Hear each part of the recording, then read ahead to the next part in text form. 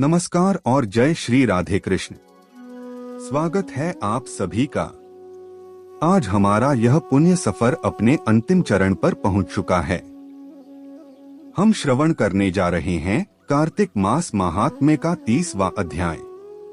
यह अध्याय केवल कथा का समापन नहीं है, बल्कि यह बताता है कि जिन भक्तों ने पूरे कार्तिक मास में स्नान, दीपदान और व्रत के नियमों का पालन किया है, उन्हें अंतिम रूप से क्या फल प्राप्त होता है। यह अध्याय व्रत के उद्यापन और मोक्ष प्राप्ति के मार्ग को स्पष्ट करता है। तो मन को शांत और कृतज्ञता से भर लीजिए। आज की कथा सुनने से पूरे माह के व्रत का पुण्य फल सिद्ध हो जाता है। आइए शुरू करते हैं कार्तिक मास महात्म्य का 30वां अध्याय। सूत जी उपस्थित ऋषि मुनियों को कथा का अंतिम सार बताते हुए कहते हैं, हे मुनिवरों, अब मैं आप लोगों को कार्तिक मास व्रत का परम और अंतिम फल बताता हूँ। उद्यापन का विधान और फल। जिन भक्तों ने पूरे कार्तिक मास में सूर्योदय से पूर्व पवित्र नदी में स्नान किया, दीपदान किया और भगवान विष्णु की कथा सुनी, उन्हें पूर्णिमा के दिन विधिवत उद्यापन करना चाहिए। उद्यापन का महत्व। उद्यापन के दिन भगवान विष्णु और मां लक्ष्मी का पूजन करें। इस दिन ब्राह्मणों को भोजन कराना और उन्हें वस्त्र, दक्षिणा और यथाशक्ति दान देना अनिवार्य है। अन्नदान। अन्नदान करना इस माह में सबसे बड़ा दान माना गया है। जो भक्त इस दिन ब्राह्मणों को प्रेम पूर्वक भोजन कराकर उन्हें संतुष्ट करता है, उसके समस्त पापों का नाश हो जाता है। स्वर्ग से भी ऊपर का धाम। नारद जी राजा पृथु से कहते हैं, हे राजन, कार्तिक मास का व्रत करने वाला भक्त जब अपना शरीर छोड़ता है तो उसके लिए स्वर्ग के द्वार नहीं, बल्कि स्वयं भगवान विष्णु के परम धाम गोलोक वैकुंठ के द्वार खुलते हैं। दिव्य विमान। भक्त के शरीर त्यागते ही भगवान विष्णु का दिव्य विमान उसे लेने आता है। उस विमान में बैठकर वह सीधे परमधाम गोलोक को जाता है। मोक्ष और मुक्ति। गोलोक जाकर वह भक्त जन्म मरण के चक्र से सदैव के लिए मुक्त हो जाता है। वह वहां भगवान विष्णु के चरणों में स्थान पाता है और कल्पों तक, करोड़ों वर्षों तक सुख भोगता है।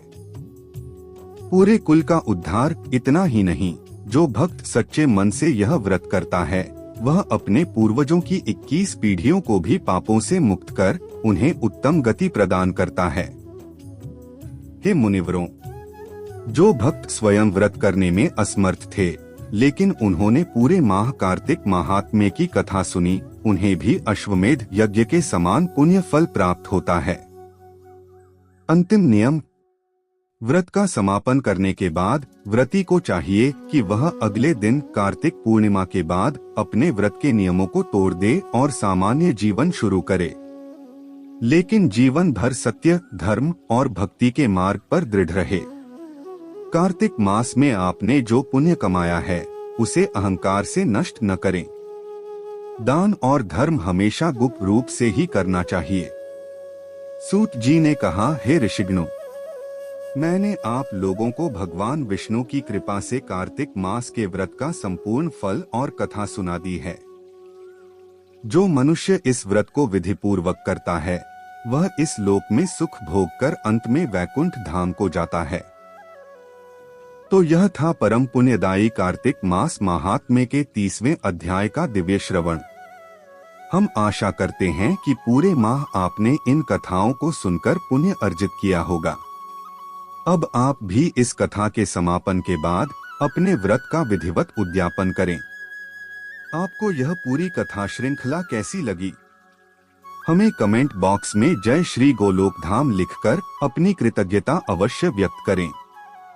यदि आपको यह प्रस्तुति पसंद आई हो तो इसे लाइक करें और अपने सभी मित्रों और परिवार के साथ शेयर करें। और हाँ, यदि आप सनातन धर्म के ऐसे ही उत्तम ज्ञान, व्रत कथाओं और अध्यात्म को जानना चाहते हैं, तो चैनल को तुरंत सब्सक्राइब कर लें और घंटी का बटन दबाना न भूलें। आपका सहयोग ही हमें ऐसे ही उत्तम ज्ञान को आप तक पहुंचाने की शक्ति देता है। मिलते हैं अगले धर्म चर्चा में।